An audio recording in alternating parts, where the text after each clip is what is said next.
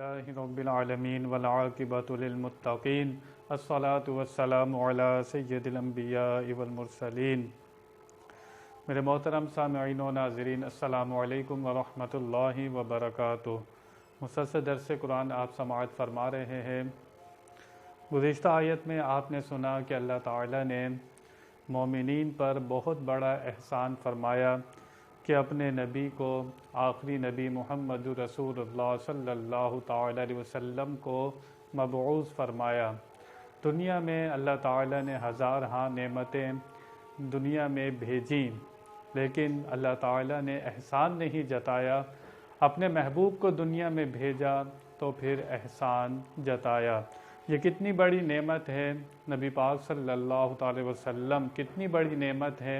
हमें कितना इनका शुक्र अदा करना चाहिए और कितनी कसरत से इन पर दुरूद व सलाम पढ़ना चाहिए। आज जो आया मुबारक है उसमें ग़ज़वा-ए उहद के बारे में बयान है। अल्लाह ताला ने जब ईमान वालों को तकलीफ़ पहुँचाई, उन्हीं की अपने नफ्सों की वजह से उन्हें तकलीफ़ मिली थी, तो थोड़ा सा शिकवा कर बैठे। उनमें मुनाफिकीन थे और जिनका ईमान थोड़ा कमज़ोर था, ईमान वाले थे, उन्होंने भी मुनाफिकीन की बातों में आकर कुछ ऐसे कलिमात कह दिए। अल्लाह ताला इस आया मुबारक में सहाबा किराम रज़ियल्लाहु ताला अन्हुम को और क़यामत तक के ईमान वालों को एक बात समझाना चाह रहा है।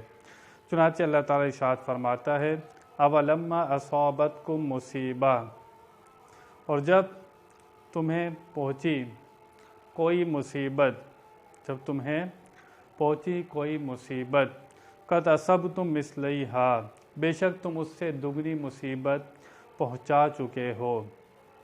ग़ज़वा उहद में 70 ईमान वाले शहीद हो गए। उन्होंने कहा कि अल्लाह के आखिरी नबी रहमत हैं, अल्लाह के प्यारे महबूब हैं, इनके होते हुए हम पर तकलीफ़ कैसे आ गई। हम ईमान वाले हैं, वो काफिर हैं, हम पर गालिब कैसे आ गए। यहाँ पर जब 70 शहीद हो गए तो अल्लाह ने फरमाया कि तुम उससे दुगनी तकलीफ़ उनको पहुँचा चुके हो। जंगे बदर में तुमने 70 काफिर मारे, 70 कैदी हो गए, उससे दुगनी तकलीफ़ तुम उन्हें पहुँचा चुके हो। कुल तुम अन्ना हाज़ा, फिर तुम कहते हो ये तकलीफ़ कहाँ से आ गई। कुल हुआ मिन इंदी अनफुसिकुम, नबी पाक सल्लल्लाहु अलैहि वसल्लम से फरमाया जा रहा है कि आप फरमा दीजिए ये तुम्हारे अपने नफ्सों की वजह से है। ये जो तकलीफ़ आई है ये तुम्हारे अपने ही आमाल हैं जिसकी वजह से तकलीफ़ आई है।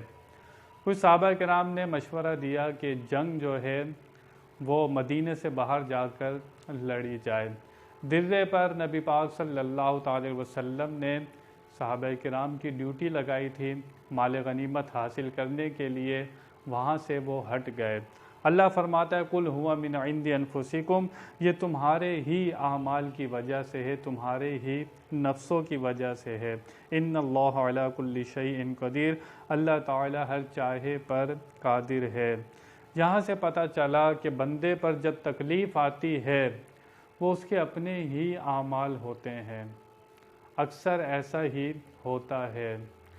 हज़रत इब्राहीम अलैहिस्सलाम की दुआ कुरान में मौजूद है। आप फरमाते हैं वइदा मरिदतु फहुव यशफीन, या अल्लाह जब मैं बीमार होता हूँ तो मुझे शिफा देता है। हल्की बात की निस्बत माशरे में जो बात समझी जाती है हल्की है, थोड़ी सी बुरी है, उसकी निस्बत अपनी तरफ करनी चाहिए, अल्लाह ताला की तरफ नहीं करनी चाहिए।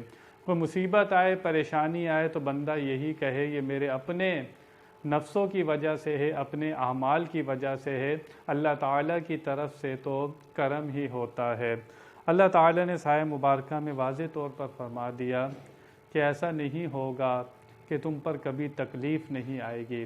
तकलीफ़ आएगी, तुम्हारे आमाल ऐसे होंगे, या कभी तुम्हें आज़माने के लिए तकलीफ़ में मुब्तला किया जाएगा।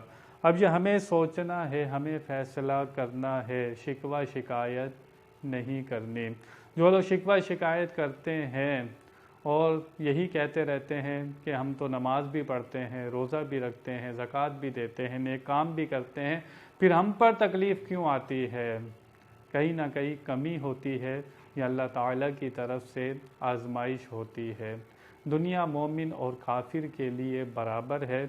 हम जो नेकियां करते हैं, हमने जो कलमा पढ़ा है, इसका असल हकीकी फ़ायदा कब्र में होगा, आखिरत में होगा। दुनिया में कोई अल्लाह का नाम नहीं ले, उसका रिज़्क बंद नहीं होता, उसको रिज़्क मिलता रहता है, हवा उस पर बंद नहीं की जाती।